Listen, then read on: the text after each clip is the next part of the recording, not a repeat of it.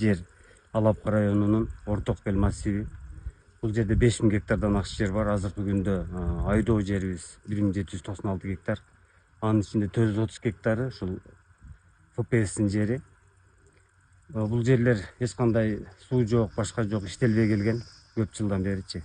Акыркы мынакей 3 жылдан бери бул жерге уже жан кирип, мондай дан эгиндери, май өсүмдүктөрү бардыгы эгилип, дыйкандарга түз себүү боюнча